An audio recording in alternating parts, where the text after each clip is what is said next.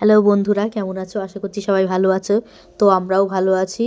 তো সুমন জ্যোতি অফিসিয়ালের নতুন একটি ব্লগে নিয়ে চলে এসেছি তোমাদের সবার সামনে। তো আমরা অনেক দিন পর সবাই মিলে একসঙ্গে কোথাও যাওয়ার জন্য বেরোচ্ছি, যে তোমরা সেটা দেখে বুঝতেই পারছো। তো ভিডিওটা শেষ পর্যন্ত দেখো, অবশ্যই বুঝতে পারবা যে কোথায় যাচ্ছি, কি হচ্ছে কি না হচ্ছে। তো আমরা এখন যাচ্ছি সবাই মিলে। হঠাৎ করে কাল রাতে, মানে আগের দিন রাতে প্ল্যানিং হলো যে অনেক দিন কোথাও দূরে ঘুরতে যাওয়া হয় না, যে একটু কোথাও দূরে ঘুরে আসি, যেহেতু ডিসেম্বর মাস পড়ে গেছে, ছুটির সময় সবারই। তো ঠিক হলো যে কোথায় যাব করে ঠিক হলো যে একটু পুরী ঘুরে আসা যাক। তাহলে পুরী অনেক দিন ধরে আমাদের সবার যাওয়ার ইচ্ছা ছিল। তো অনেক বাধা বিপত্তি পার করে অনেক দিনের ইচ্ছা পূরণ করার উদ্দেশ্যে আমরা সবাই মিলে বেরিয়ে পড়েছি। ফার্স্টেই বাড়ির থেকে একটা টোটো নিয়েছিলাম। টোটোতে উঠে চলে এসেছিলাম স্টেশনে এসে এতটা ব্যস্ততা ছিল যে দৌড়ে দৌড়ে ট্রেন ধরতে হয়েছিল, সেই জন্য আর ফুটেজ নেওয়া হয়নি। তো দৌড়ে দৌড়ে ট্রেনে ওঠার পরে ট্রেনে করে আমরা চলে এসেছি বাবুঘাট।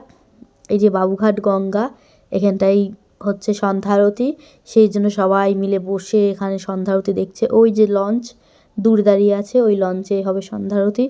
এখানটায় প্রতিনিয়তই বলে এরকম বিকেল 5টার সময়, সন্ধ্যার সময় সন্ধ্যা আরতি হয়।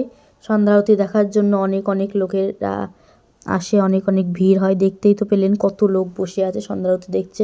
তো আমরাও একটুখানি দাঁড়িয়ে একটু দেখে নিলাম, একটু ঘুরে নিচ্ছি। তো একটু সময় মা গঙ্গার আরতি দেখার পরে আমরা চলে যাচ্ছি আমাদের বাস স্ট্যান্ডে, যেহেতু আমাদের পুরী যাওয়ার জন্য আমাদের আগে বাসটা ঠিক করতে হবে। বাস ঠিক করার পরে তারপরে আমাদের অন্য যা কাজ আমরা করব।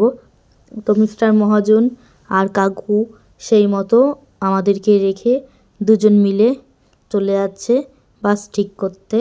বাসটা ঠিক করে এসে তো আবার একটু চলে এসছে গঙ্গা আরতি দেখতে। মা গঙ্গার আরতি হচ্ছে, খুব সুন্দর অনুষ্ঠান হচ্ছে, দেখার জন্য অনেক অনেক লোকের ভিড় হয়েছে। তো আমরাও এসছি। এই জায়গাটা, এই দিকটাই ছিল মা গঙ্গার একটি মন্দির। এই যে দেখতেই পাচ্ছেন মা গঙ্গা দেবীর মন্দির। এই যে এইটা ছিল হচ্ছে আমাদের বাস। এই বাসটাই আমরা যাওয়ার জন্য ঠিক করেছি। বাসটির নাম ছিল ডলফিন বাসে করে আমরা পুরী যাব। বাস ঠিক হয়ে গেছে, মিস্টার মহাজন আর কাকু মিলে দুজনা আগে এসে বাস ঠিক করে গেছে। বাসের ভেতরটা ছিল ঠিক এই রকম। বাসটা এমনি খুব ভালোই ছিল, ও মানে লাক্সারি সিট, বসতে কোনো রকম কোনো অসুবিধা হয়েছিল না। তো মিস্টার মহাজন আর কাকু ঠিক করে যাওয়ার পরে তারপরে আমাদেরকে নিয়ে এসেছিলো। আমরা নিয়ে এসেও বসে পড়েছি।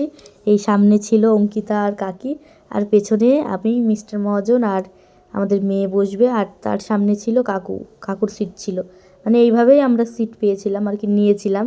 তো আমার মেয়ে তো বাসে উঠে কীরকম হুড়োতাড়া করছে, যেহেতু প্রথমবারের জন্য ও কোথাও যাচ্ছে। জীবনে কোনো দিনও দূরে কোথাও বেড়াতে যায়নি, এই ফার্স্ট টাইম।